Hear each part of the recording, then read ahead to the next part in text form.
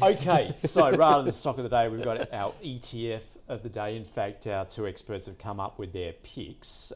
We've got the fuel one, FUEL, and also the miners, which actually is concentrating on the gold miners. Let's start with Andrew, your pick. Of course, this is in the energy space, FUEL. We've got Russia's invasion of Ukraine. That's obviously driven oil and gas prices higher. We're seeing how that's feeding into inflation generally. What are you seeing with this one? Yeah, I like this one, and we've been on this one for a little while. Not as long as James was on food, as an example, but certainly we've been on this one for a little while. And we like the fact that it gives you exposure to energy companies, but offshore. So it's your Exxons, it's your Chevrons, it's your Shells, your ConocoPhillips, your Totals.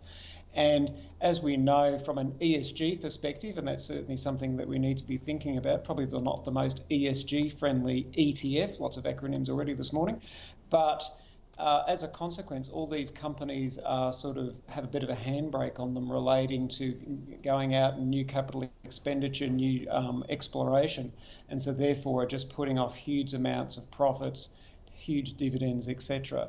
So we quite like this one. I think it's up about 17% for the last month or so. But it doesn't come without risks. And what I mean by that is if the Chinese lockdowns relating to COVID go longer than what people are expecting, there's lots of to and froing with the Saudis relating to oil production. Obviously concerns as to what price the Russians will be able to sell their oil for. Economic activity, is the Fed going to push us into recession in 2023? So it's certainly not without risk.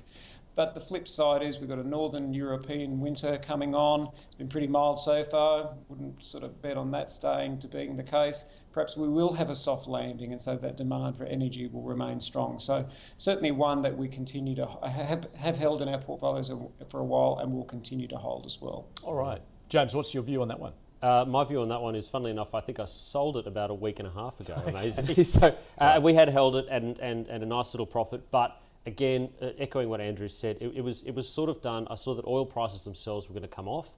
I'm happy to own energy through a different way. So I've got to look at a whole portfolio, and being specific to this theme, it was a little bit overweight on the energy side. Andrew did mention a milder winter in Europe. Correct on the expectations for that. I believe it's the European. They're the bushfire or the forest fire commission or something like that. They were predicting that the winter is going to be, I think, about 1 or 2 degrees warmer than the long-term average in Europe. So it's going to go okay, which means that energy use will be a little bit down. I see that oil prices are probably going to come down. So therefore, I believe that those energy producers, I was happy to not be overweight that. So happy to get rid of it. Funnily enough, guess what I bought in place of that? Gold miners. Yeah. Just before you get to that, that is your pick. Andrew did reference there, you often come onto the show and talk about your food ETF. Yes. Which is the BetaShares Global Ag Companies, which is hedged.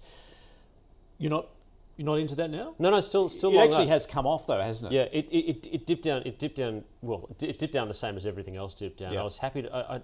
I've been taking profits on that, just slicing little bits off all the way through the rally, which I was happy to do. So then when it came off, okay, let's maybe look at allocating a little bit more.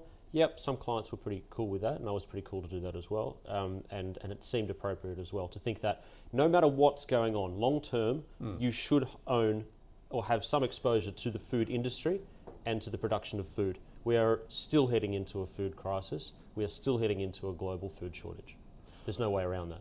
Okay, to today's pick, it is the miners MNRS from BetaShares, diversified portfolio of the world's leading gold miners. Yeah. In fact, and James, you only have to look at the gold price. I guess. I mean, do you get the sense then that the tide has turned for gold? I do. However, it's really difficult to value gold. I can't value gold the same way that I can value anything else. People ask me to value gold, and I have to say honestly, it's unicorn farts and goodwill, if you can if you sort of understand where I'm going on with gold on that one. So, but the gold miners underlying them, you can actually put some sort of evaluation on them. They are low debt, lots of cash in there as a ratio to the actual market, looking fantastic on a valuation area as well.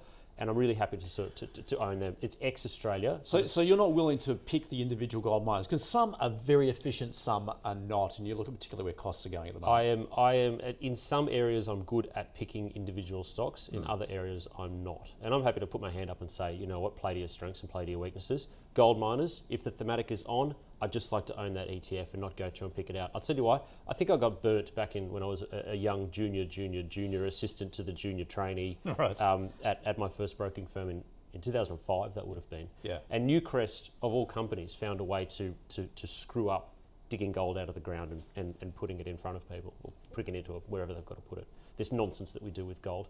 But individual companies just have a habit of stuffing it up. I'd just rather own the ETF and just own it that way. Fair enough. Yeah.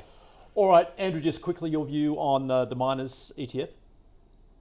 Look, it's a good ETF. I'm probably more mindful of gold itself. I mean, you think about everything that got thrown at us over the last 12 months. Of course, I live in Toowoomba on the top of the Great Dividing Range, and just looking to the east here, I'm sort of waiting for the 4 horsemen of the apocalypse to be coming, and yet gold didn't do anything. So, you know, that sort of has tempered my view of gold a little bit. So if you're into gold from a valuation point of view, this is definitely the one to be in. But if we had to choose between food and this one, I'd choose food every day of the week. You can't eat gold. I'm out on this one, but not doing this one. But I do like food. And again, hats off to James. You were calling that from about $3, weren't you, mate? I was calling that, yeah, when at the absolute lows of the COVID pandemic, when everything was going on. There have been early conversations that I had with this man, right? Yeah, well, I give it to you. You have been committed to that absolutely from day one. That's all right. Let's not mention the stuff that I got wrong. Yeah. All right. Moving on. Indeed. Moving on to our